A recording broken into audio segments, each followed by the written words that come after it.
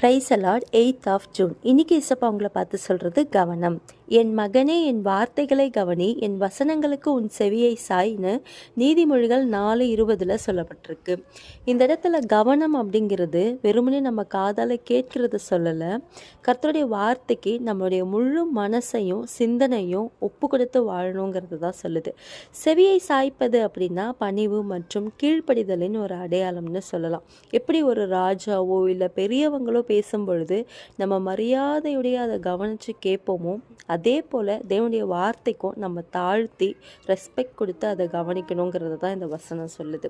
சில பேர் நல்ல ஆவியில் நிரம்பி ஜெபிப்பாங்க, ஆனால் தேவனுடைய வார்த்தைக்கு முக்கியத்துவம் கொடுக்காம அசட்டை பண்ணுவாங்க. அந்த மாதிரி இருந்தால் அது உங்கள் வாழ்க்கைக்கு, உங்கள் ஆவிக்குரிய வாழ்க்கைக்கு பாதிப்பை ஏற்படுத்தும்.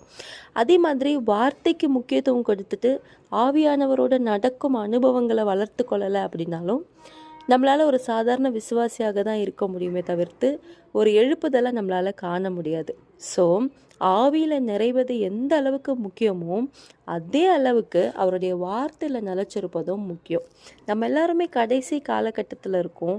ஸோ இந்த உலக காரியங்கள்லேருந்து நம்ம கவனத்தை திருப்பி வேத வசனங்களின் மீது ஒரு தீவிர கவனத்தை நம்ம செலுத்துவோம்.